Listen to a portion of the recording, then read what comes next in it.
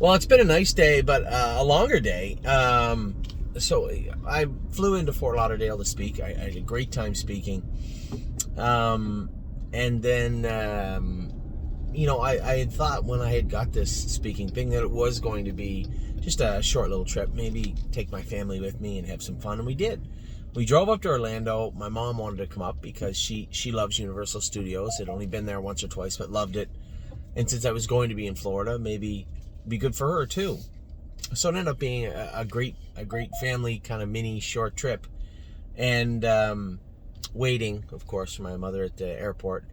So it's been a bit of a long day. Now, driving down the road, I got to watch Unbeatable Kemp race. Now, I told Ronnie, can't put him on the front. You don't race this horse in the front. You guys have seen that movie before. Maybe I just wasn't forceful enough, and maybe what I should have said was absolutely under no circumstances are you to be on the front end with Unbeatable Kemp. I didn't do that. I just said he doesn't do very good. He doesn't race very well on the front end. Really good off a helmet.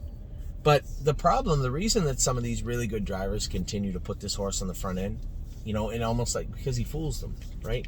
You get loose on the front end with this horse and he grabs a hold of you like he's going to go this huge mile. And then you come out of the turn and it's gone. There's nothing there. The gas tank is empty.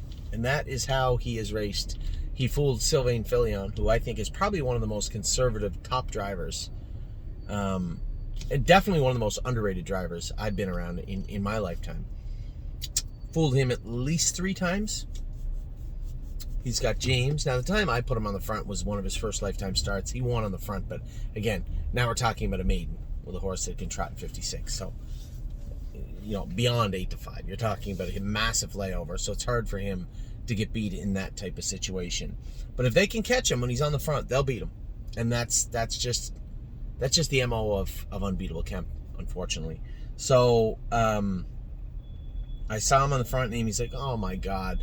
And we're watching the kids in the Lazy River part there. And if it wasn't for my wife, my phone would have been in the Lazy River.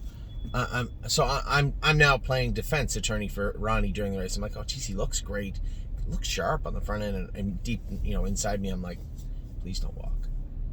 And they get to head of lane. Amy goes, the guy in the 2 hole is going to beat him. I said,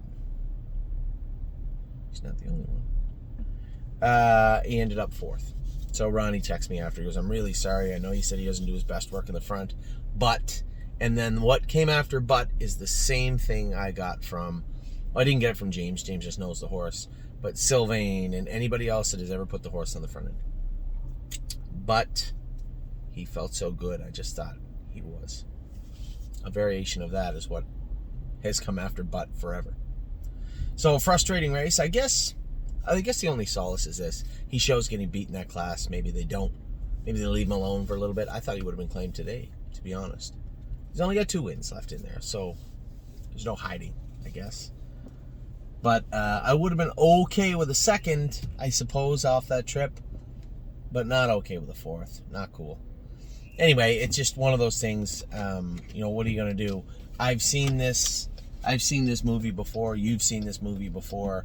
And I think we all knew at the quarter pole it wasn't going to turn out how we wanted. So, not a great race. We get 2 tonight, 2 rookies tonight.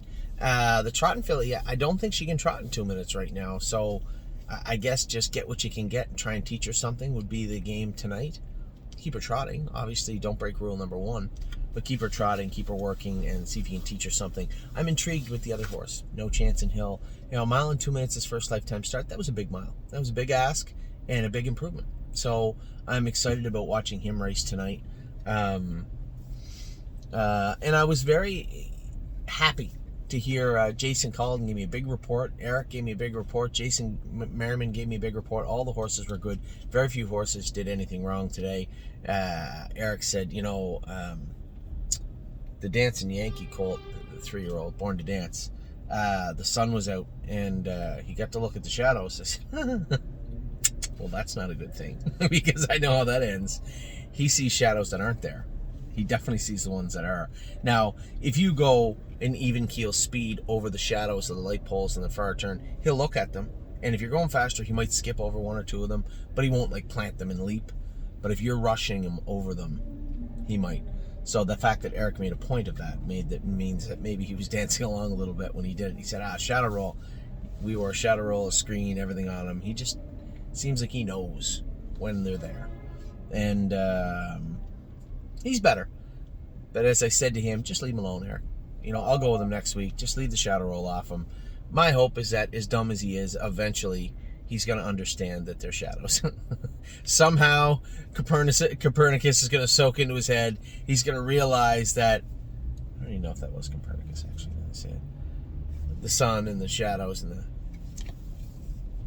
Anyway, probably not the right philosopher. I don't know. So not what I wanted to see from Kemp today. Mildly interested in tonight. I think neither of those trotters can trot 59 2 minutes right now comfortably. I'd love to see No Chance and Hill win in 2, 1, and 3. That'd be cool. But there is some horses in there that can go a little bit again, I believe. And the other filly looks like she's outmatched speed-wise tonight. This is usually the time of year when the maidens are super soft, but maybe we missed that wave by a few weeks. Either way, just stay trotting and do some work. That's what I want to see them do. Happy to see that Walter's keepsake, Lauren, is going to drive him in the amateurs on Saturday. He's like 8-5. So great. I hope he wins again for Lauren.